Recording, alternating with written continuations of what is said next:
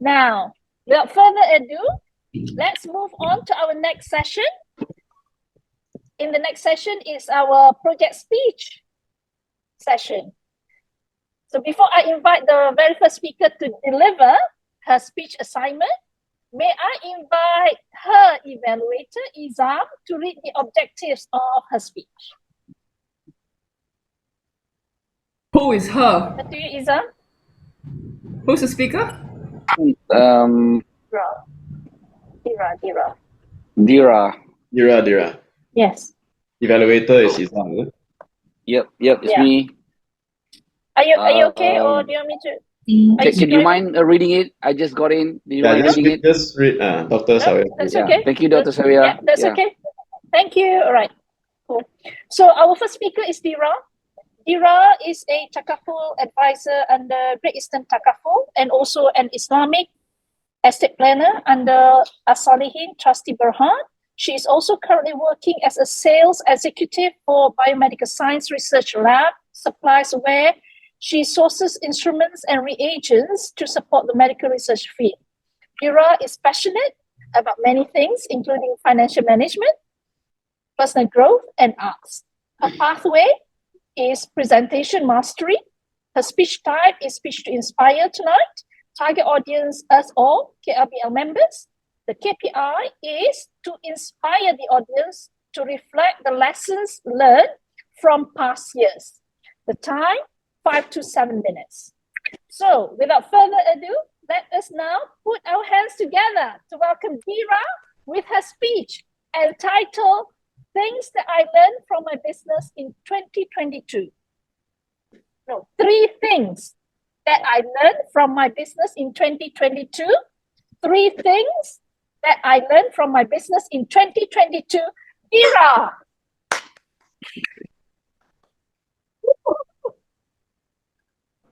2022 was an interesting year. I had some massive breakthroughs, but also significant breakdowns. I can say in terms of my private personal life, 2022 was my year. I am happy that I was in a place where I can see lights in my life. But 2022 is not without any challenges. My business was at a downfall. My business dropped less than 50% from the previous years. And I say so with humility, but not regret. I have been reflecting and without much thinking that it was actually a reflection. And I would like to share with you what I learned from my business in 2022. Firstly, time is the currency in relationship. Essentially, I did not spend nearly enough time working on my business. I was procrastinating a lot, avoiding problems, or rather, avoiding to face and to solve the problem, right? I was wasting so much time and energy and youth. And in doing so, I realized that actually I was seeing myself of little value because I did not value my time. If I see myself as someone who is of high value, I would definitely make different choices. And if I know my time is valuable, I would choose to face the painful process of, for example, business prospecting, rather than a quick Netflix break, which I have to admit usually ends up being hours of Netflix and chill. So this year, as I want to improve my relationship with my business, I wish to spend more time investing in it. The second thing that I learned in 2022 was this quote, which is pretty simple but powerful. No hurry, no pause. When I first come across this quote or other concept, it really stuck in me for days, and it somehow embraces my heart. And when I look back, what happened last year was I was either on full force of doing everything I could within the shortest span of time, oftentimes like overexerting myself, or I would become dormant. I would hibernate when things happen that makes me think, oh, I need to solve this problem first before I can work again. So, in hindsight, I realized that things or problems or circumstances will always present themselves in front of us, pretty much throughout our life, to be honest. And what didn't work for me last year was I was essentially waiting for the circumstances to favor me rather than working under those circumstances. Therefore, what I would like to get better this year is to persevere in all adversities. No hurry, no pause. No hurry, do things as best as I can without overdoing it to the point of burning myself out. And also, no pause. Whatever happens, still do the necessary, even just baby steps at a time.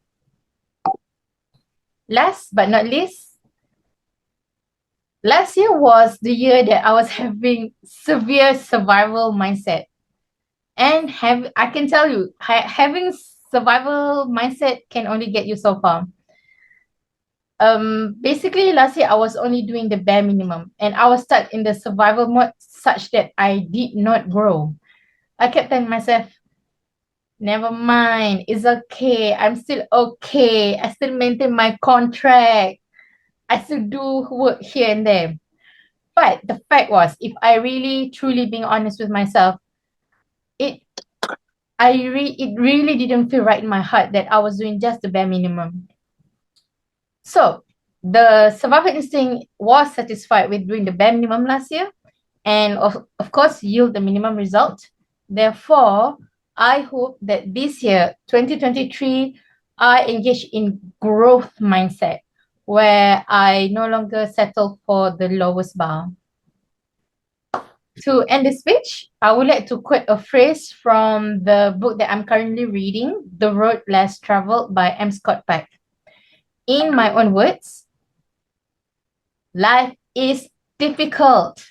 Life is difficult because it is full of problems and the process of facing and solving the problems is a painful one. And avoiding from solving the problems results in greater pain. So 2023, I shall work on my problems head on. I will spend more time in my business as time is the currency in relationship. No hurry, no pause, and replacing my survival mindset to growth mindset. Now, I would like to invite all of you to reflect on the past challenges and if there is any beliefs or attitude that you need to adopt or let go in 2023. Thank you, everyone. Woo! Nice. Inspiring, Dira. Thank you so much. And yes, time is currency in the relationship. No hurry, no pause, and changing survival mindset into growth mindset. Woohoo! Now, thank you, Dira. Now let's go to speech evaluation for the project speeches. So speech evaluator for speaker 1 is Toastmaster Izam. Right, so would you like to take the stage, Toastmaster Izam? Yep. Over to you. Thank you, Madam Dr. President and Toastmaster of the evening. Dira. Oh, Dira. Oh, Dira. Okay. Inspiring speech. I would say that's a brave speech because you're being vulnerable. You open yourself up and you really be authentic and open about what state you were in 2022. So I raise my hat to you on that. Okay. And you clearly know the content, and those are the three, and also what you're going to do about it in 2023. Now, the speech is speech to inspire people to reflect. All right. So when you do that, when you do your reflection, it makes us think of what we want to reflect by you sharing your journey. So that's excellent. So we just in January, that would allow us to see what you've gone through, to really ask where we were and what we can do better in the future. So that's really, really good. What else? Okay, you manage your time well. You manage your time well. You have some good quotes. You did some research for you to deliver the speech. Overall, the contents, delivering the message for us to reflect is there. I can vouch that it the key thing you said, inspire for people to reflect, is there. So it's not to inspire, to motivate. So you have met your KPI in from my point of view in that sense. Now, what can you improve? Oh Dira, oh Dira, oh Dira. Now, I'm gonna up the scale of my evaluation for you to be better next year. Number one, you need to control your eye movement. You know, your eyes are everywhere when you search for words and you're not sure what to do next. It's very transparent over that. When you know what you're doing, you look at the camera or you look front. When you don't know, your eyes are everywhere. So that's number one. Number two, when you're able to control your hand, that'll be excellent too, because your hands are everywhere. Normally, when you use hand, you want to stress a point. Number one, number two, your hands are left, right, top, center, everywhere. So you want us to hear you speaking, or you want us to follow your hand movement? So that's something you need to look at. So those are the two things. I know being somebody very, you cannot sit still. So if you're sitting still, your hand and your eyes have to move. So this is something you need to control when you want to inspire people. You need to have to really engage with us instead of moving. So that's one. Let me look at my notes again. Good gesture. Hand gestures are very good. Only that you need to control that. Let me see what else. Cover that in the flow. Okay. Right. Okay. Now, lastly, Dira, your voice, your tone of your voice. Now, because you want us to reflect, like I said, you meet the KPI.